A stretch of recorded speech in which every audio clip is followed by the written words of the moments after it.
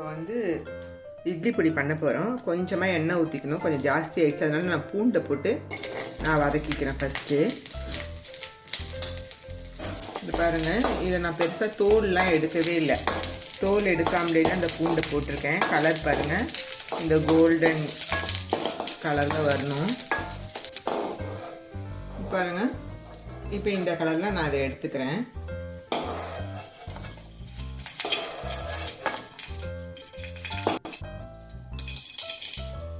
இப்போ பெருங்காயம், நான் கட்டி பெருங்காயம் தான் எடுத்திருக்கேன். அது நல்லா எண்ணெயிலே நல்லா பொரிய விடணும். இந்த பெருங்காயமும் நல்லா வறுத்து எடுத்தாச்சு.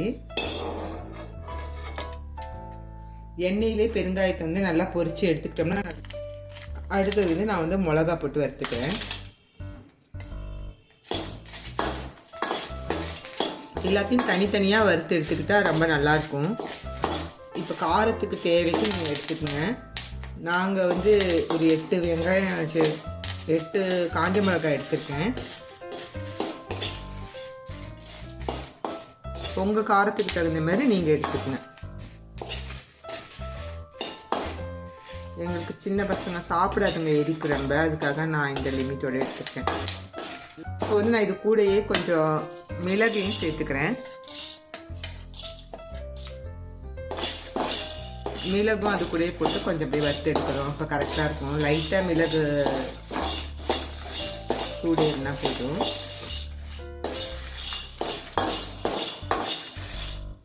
இந்த மிளகாவும் நல்லா வறுப்பட்டு அந்த மிளகும் கரெக்டாக வறுப்படுது, கரெக்டாக இருக்கும்.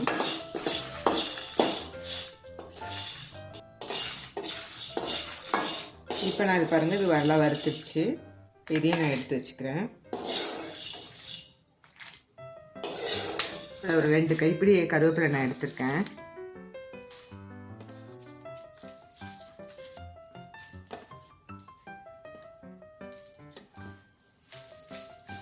ஏற்கனவே நான் அதை கழுவி நல்லா இது பண்ணி வச்சுருந்தேன். அந்த ஈரம் இருக்கக்கூடாது. ஈரம் இல்லாமல் கருவேப்பிலையை நல்லா நம்ம மொறுன்னு நல்லா வறுத்து எடுத்துக்கணும். கருவேப்பிலை கூட பாருங்கள் நல்லா அதை வறுத்து வந்துடுச்சு முறுன்னு. இப்போ நான் இதையும் எடுத்துக்க போகிறேன். 1/4 கிளாஸ் கூட இருக்காது, அதை விட கொஞ்சம் கம்மியாகவே நம்ம ஒரு கொஞ்சம் புழுங்கல் அரிசி எடுத்துக்கிறேன். அதையும் வறுத்து எடுத்துக்கணும்.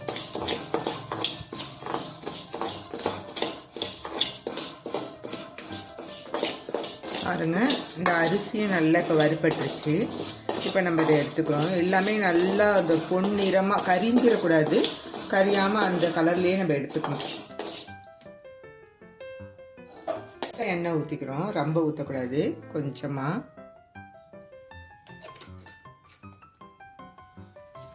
இப்போ நான் வந்து கருப்பு உளுந்து தான் எடுத்திருக்கேன், வெள்ளை உளுந்து எடுத்துக்கல. கருப்பு உளுந்து தான் நல்லா சத்து.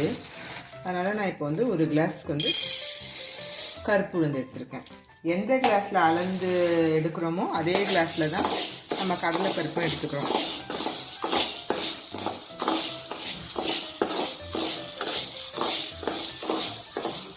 இந்த உளுந்தும் நல்லா வறுப்பட்டுச்சு. நல்லா கோல்டன் கலரில் வருமோ தவிர கரிஞ்சிடக்கூடாது. அது நமக்கு தெரியும் இந்த கலர் பார்க்குறப்பே.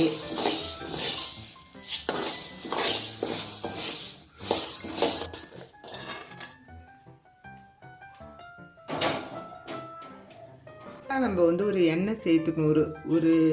ஒரு சொட்டு அப்படின்னு சொல்லலாம், அந்த அளவுக்கு எண்ணெய் ஊற்றிக்கணும் எல்லாத்தையுமே வறுக்கிறதுக்கு. இப்போ நம்ம வந்து உளுந்து 1 கப்பில் எடுத்தோம் பார்த்தீங்களா, அதே 1 கப்புக்கு தான் இப்போ கடலைப்பருப்பு எடுக்கிறோம்.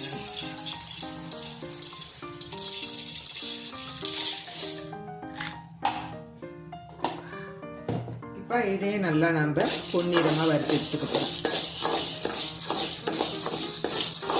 இது கூடயே நான் கொஞ்சம் உப்பையும் போட்டுக்கிறேன். மிளகா வறுக்கிறப்பையும் போட்டிருந்துருக்கலாம், நெடி ஏறாமல் இருக்கும். நான் அது வந்து போட மறந்துட்டேன், ஏன்னா நான் எண்ணெய் ஊற்றுனதுனால நெடி ஏறல இது.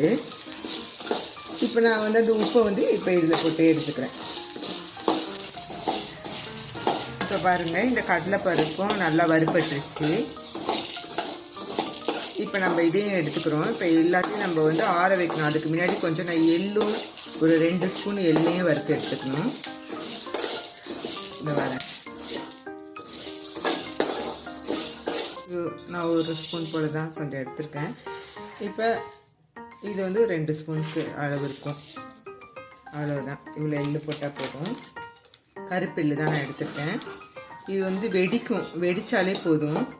ஏன்னா இதுவும் கருப்பாக இருக்குது, நம்ம எப்படி இதை பொன்னிறமாக வறுக்கிறதுன்னு நீங்கள் இது பண்ணுவீங்க. இது வந்து வெடிச்சிட்டாலே நல்லா வறுப்பட்டுருக்குன்னு அர்த்தம்.